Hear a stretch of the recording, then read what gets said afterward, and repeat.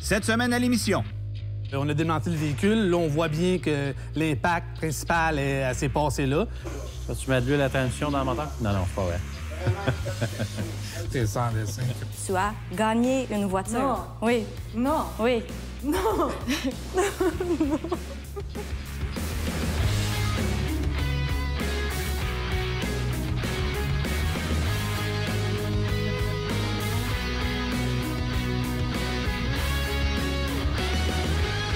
Cette émission est une présentation d'Antirouille Métropolitain et de Remorquage Mobile.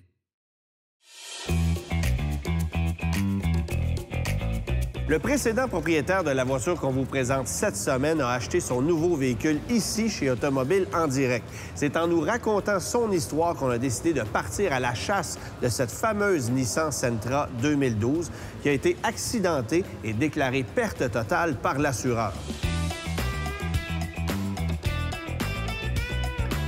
Pour la petite histoire, la Sentra a été accidentée sur la partie avant, le sac gonflable a explosé et l'assureur a évalué que les coûts de réparation seraient beaucoup plus élevés que la valeur marchande du véhicule. Donc, on a décidé de l'envoyer à la casse. Mais en vérité, cette voiture-là peut se réparer à coût moindre. Bon, actuellement, elle est passablement amochée, je vous l'accorde, mais parce que sa condition initiale était intéressante, à peine 110 000 km, pas de corrosion, voiture en très bonne condition, toute fonctionnelle, bien entretenue. Mais on a décidé que ça valait la peine de la sauver parce que cette voiture-là pourra rouler encore de nombreuses années. Notre Sentra ne vient pas sans un défi de taille, celui d'installer un sac gonflable usagé qu'il faudra faire homologuer ici au Québec, une tâche particulièrement ardue sur le plan administratif. Il faudra passer à travers diverses étapes pour ensuite faire inspecter le véhicule, ce qui nous permettra de le réimmatriculer et de finalement le remettre à la gagnante.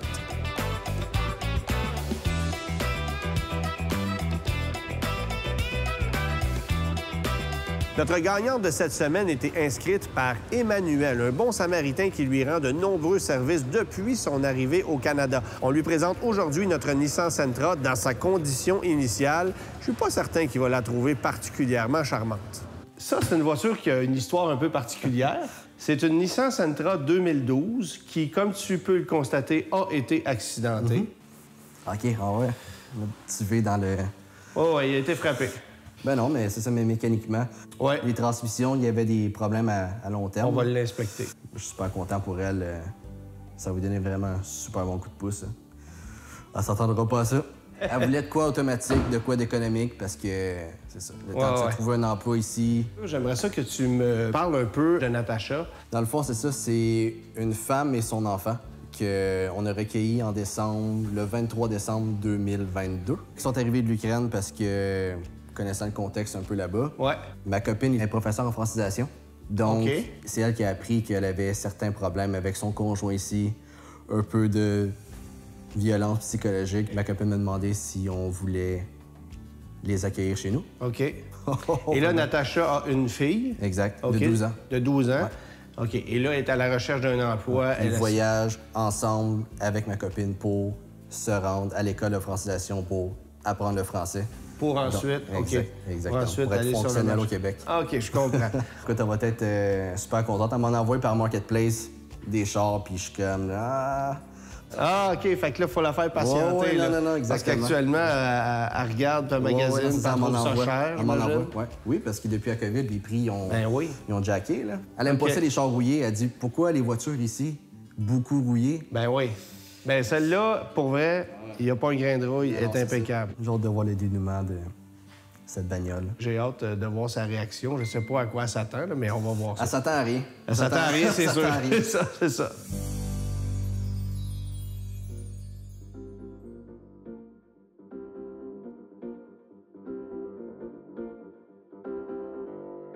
Alexandre, on a un beau projet ici, la Sentra. On est au début du processus. Tu as déjà évalué la voiture.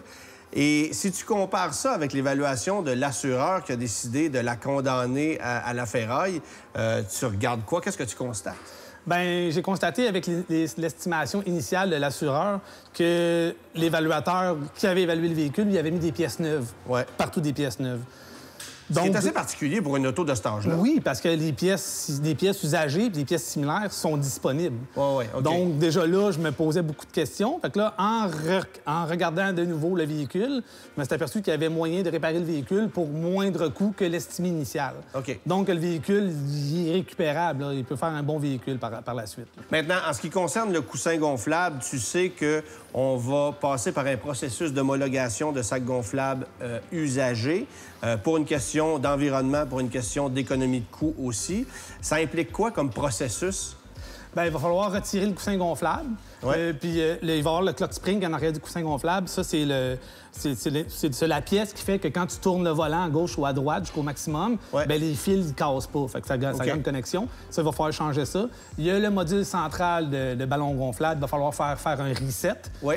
Puis la ceinture a changé, que ça, il faut absolument mettre une neuve d'origine. Parce que ça, c'est la loi et ça, on peut pas la contourner. Non. Ça prend une ceinture neuve de chez Nissan. Exactement.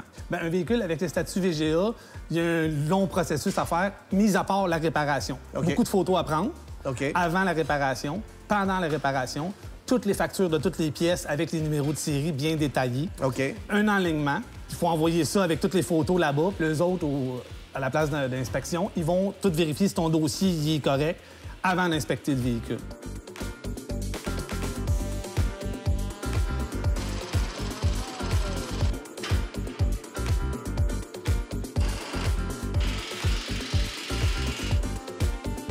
On comprend que le véhicule, c'est ici que ça a frappé.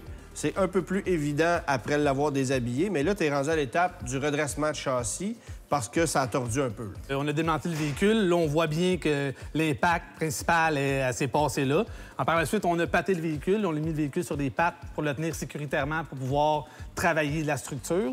Par la suite, on va attacher les longerons, travailler sur les longerons pour les ramener à leur place en utilisant les mesures de Nissan avec un équipement pour mesurer. Est-ce que les deux ont bougé? Probablement, oui. Elle ici, je l'ai mesurée, oui, elle a bougé. Puis elle, par le choc qu'elle a eu ici, elle doit avoir rentré un petit peu aussi. Fait que probablement, il faudrait qu'elle sorte puis qu'elle ressorte de l'autre côté. Là.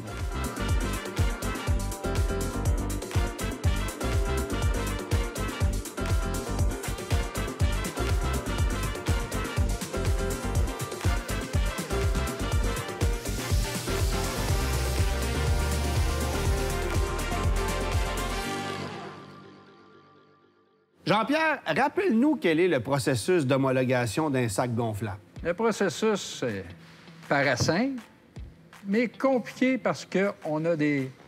Ils nous mettent des bâtons dans les roues dans tout le système. En ce moment, on a une problématique avec celui-ci. C'est un 2012. C'est un véhicule qui date de plus de 10 ans. Ouais. En ce moment, on voulait faire approuver un ballon usagé. Ouais. Le problème de faire approuver un ballon, il faut que le véhicule vienne du Québec. Ouais. Là, il faut faire transférer le titre de propriété à la SAC. Là, on parle du véhicule d'honneur, pas du véhicule qui est accidenté. D'honneur. Ouais. D'honneur. Puis là, on avait un problème parce qu'il y a des centres de recyclage qui ne veulent pas participer au programme parce que c'est trop compliqué, c'est hasardeux, c'est un paquet de papiers à remplir inutilement. Là, j'ai fait application, j'ai demandé au concessionnaire pour avoir un ballon neuf pour ce véhicule-là parce que là, j'étais tanné d'attendre après tout le monde puis avoir des autorisations spéciales, puis ci, puis ça. On en avait. Là, on était prêt à payer plus cher pour avoir un sac gonflable neuf parce que c'était trop compliqué de trouver un sac gonflable usagé qui venait d'un autre véhicule, de faire le transfert de propriété chez vous pour ensuite faire la demande. Fait que là, l'idée, c'était d'aller en chercher un neuf. Non, neuf. Rupture de stock. J'ai été un petit peu plus loin, ce véhicule-là. OK. J'avais un centre de recyclage à Val-d'Or. OK. Il y avait le ballon en inventaire. Il a acheté le véhicule usagé, mais on ne peut pas appliquer ce véhicule-là parce qu'il n'y a pas d'estimé fait par une compagnie d'assurance.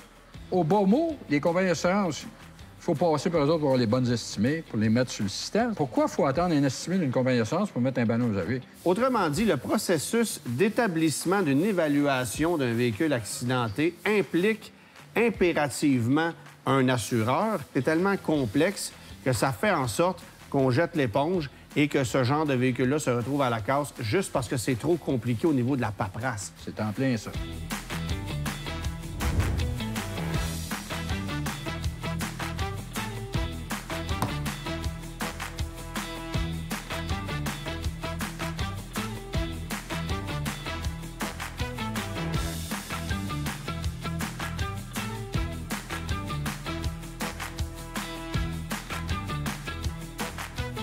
C'est quoi, Éric, au Québec, dans le langage populaire, un véhicule VGA? Un véhicule que sa valeur marchande, lorsqu'il a été accidenté, a dépassé sa valeur. Donc, lui, présentement, c'est un véhicule qui vaut en 7 et 8 000 $. L'estimation de l'expert qui l'a évalué a dépassé cette valeur-là. Donc, l'assureur a payé le client une certaine valeur, on récupère le véhicule pour le revendre. On a aussi les véhicules qui sont volés retrouvés. Mais on a l'impression, des fois, qu'un assureur va plus rapidement déclarer un véhicule perte totale parce qu'il sait qu'en revendant le véhicule accidenté, il peut aller chercher un certain profit aussi. Là. Il y a ça aussi, parce qu'il y a certains véhicules que les pièces sont très dispendieuses. Donc, ils Même, valent très cher. Ils valent très cher. C'est ça, c'est plus payant pour l'assureur de payer le sinistre, de revendre la carcasse que de juste payer la réparation. Là, exactement, oui. OK. Automobile en direct offre un programme de satisfaction 30 jours sur tous ses véhicules. Ainsi, vous avez amplement le temps de voir si votre voiture correspond à vos besoins. Sinon, nous vous l'échangeons.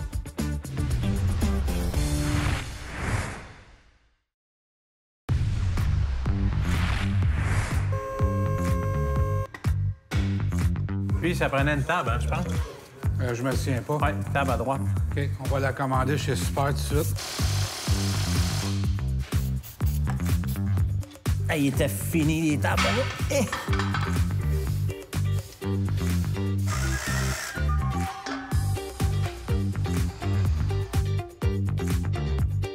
Vas-tu mettre de l'huile à transition dans le moteur? Non, non, c'est pas vrai. T'es sans dessin. Steve, le fait que cette auto-là a été accidentée et réparée, est-ce que ça complexifie votre travail? Dans le cas présent, non, il n'y avait aucune composante mécanique qui était affectée. OK. C'est juste au niveau de la carrosserie. Là, considérant que l'auto s'en va à l'inspection mécanique, y a-t-il quelque chose de spécifique qu'il faut faire? Ici, dans l'atelier mécanique, ça va être au niveau de l'alignement.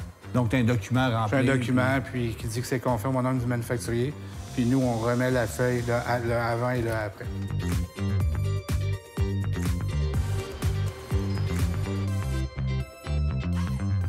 L'alignement est terminé. Oui. Là, évidemment, tu as imprimé la feuille parce que ça va faire partie du dossier. Là. Oui, exactement. Un print-out sur les... Un print-out, tu connais ça, un print-out? Un imprimé, je veux dire. Beaucoup de nomatopées, peu de contenu. Ça nous prend un imprimé qui indique le avant et le après de l'alignement pour s'assurer que la voiture, quand elle va aller à l'inspection, ça lui fait une preuve comme quoi la voiture est selon les normes du manufacturier. J'ai demandé à nos amis de chez Kenny Hoople de nous trouver des jantes d'alliage pour notre Nissan Sentra, ce qu'ils ont réussi à faire. On va faire quelques petites corrections chez nos amis de chez Mag Express parce qu'il y a des petites écorchures. On va mettre des pneus Yokohama neufs là-dessus. On va quand même être capable de donner les pneus d'hiver qui étaient sur la voiture lorsqu'on l'a reçu. Alors ça, c'est une bonne nouvelle aussi. Et l'autre bonne nouvelle, c'est que les jantes plus les corrections coûtent quand même beaucoup moins cher que d'acheter des jantes neuves chez le concessionnaire.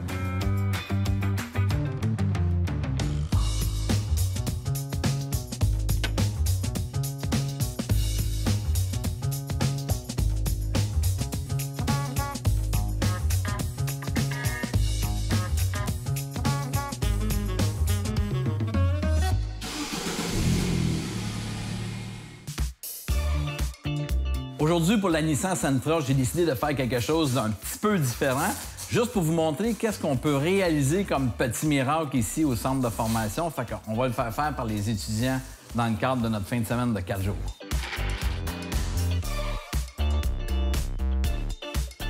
L'étape 1, c'est tout le temps de décontaminer la peinture.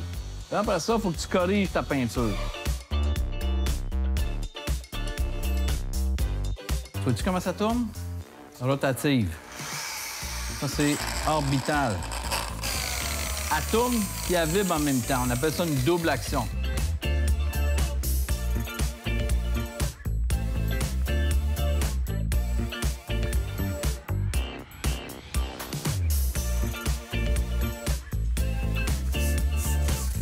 Hey les gars, est-ce qu'il y a quelqu'un qui a essayé la machine à tapis?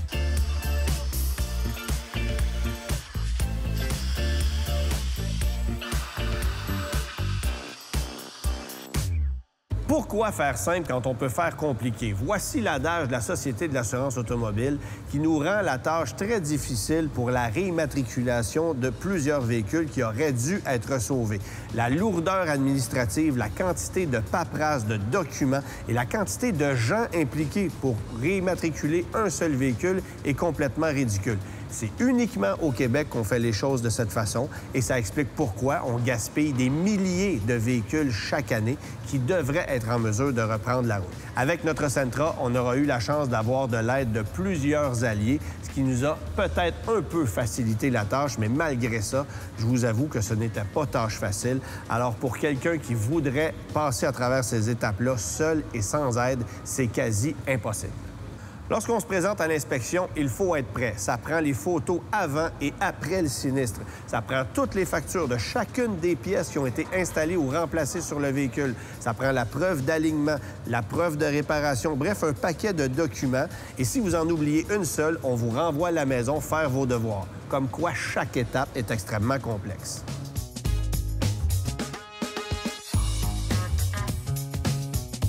Pierre, tu l'as remarqué, il y a une vignette de conformité. C'est un véhicule gravement accidenté, donc c'est écrit « reconstruit » sur les enregistrements. Est-ce que ça a un impact pour une voiture de cet âge-là?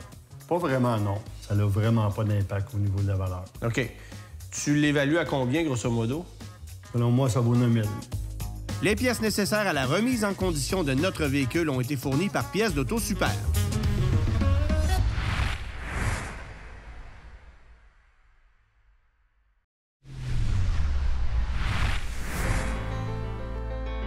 Bonjour, Natacha, Bonjour. enchantée. Tu es? Jade. Jade, enchantée. Et ton nom? Dasha. Dasha. Bon, enchanté. Tu peux parler français un petit peu? C'est parfait. Oui, c'est parfait. J'aimerais un peu qu'Emmanuel t'explique c'est quoi le contexte. Expliquez dans ces mots. OK. Mais je peux tout dire? Ben oui, absolument. OK. Alors, on t'a inscrit dans un concours pour gagner une voiture. OK. Et tu as gagné une voiture. Non. Oui. Non. Oui. Oui. Non. Oui. Oui. Donc, je comprends que tu es venu ici aujourd'hui avec des sous dans les poches pour acheter une voiture. Oui. Les sous, tu peux les garder. Ta voiture, elle est ici. Gratuite. Non. Oui. Pourquoi? Ben, Alors, en fait, félicitations. Emmanuel nous a expliqué un peu le contexte. On a trouvé ça touchant. Alors, on est sur le point de te dévoiler ta nouvelle auto. Non.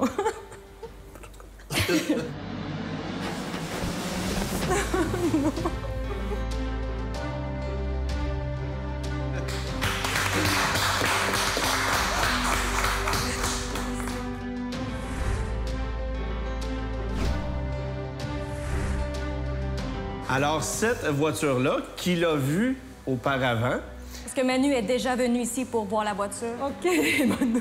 c'était une voiture accidentée qui avait été envoyée à la casse. Donc, elle était plus bonne. Et nous, on a décidé de lui donner une seconde vie, de la réparer. Et c'est la tienne. Découvre ta nouvelle voiture. Wow. Wow, Dasha. Merci. La porte chauffeur était grise, le devant complètement renfoncé, le hood, le bumper. Puis là, c'est tout remis comme une neuve. Jantes d'alliage, il n'y en avait pas. OK. On les a pris chez Kenny Youpool. On a mis des jantes 16 pouces neufs avec des pneus Yokohama neufs parce qu'il y avait des pneus d'hiver qu'on vous remettra aussi. Fait que t'es chaussé hiver comme été.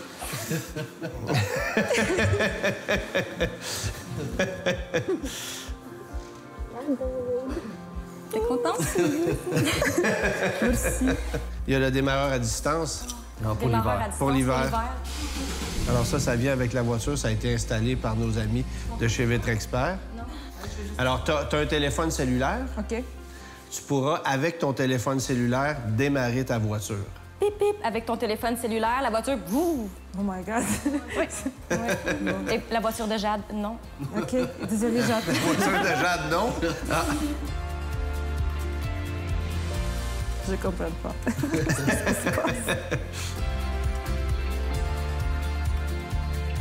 Alors, Natacha, au nom d'Automobile en direct et de toute l'équipe de Rouleau Suivant, ça me fait grand plaisir de te remettre ta nouvelle voiture. Merci. Oui. Ça fait grand plaisir. Merci. Parce que ça, c'est l'autre chose. C'est une émission de télévision. Donc, tout ça, ça va passer à la télévision. Je pense que je comprends un peu. Oui, à la télévision, on va voir Natacha, Dasha. Oh my God.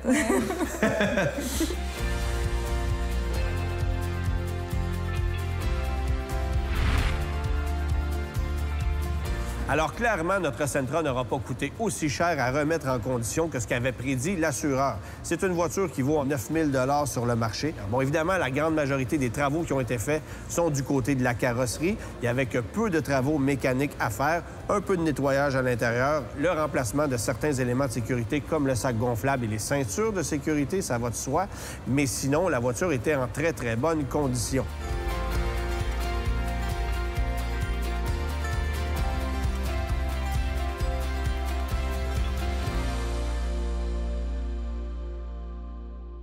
Cette émission a été rendue possible grâce à la collaboration d'Automobile en direct, d'Antirouille Métropolitain, de Pièces d'Auto Super et de Remorquage Mobile.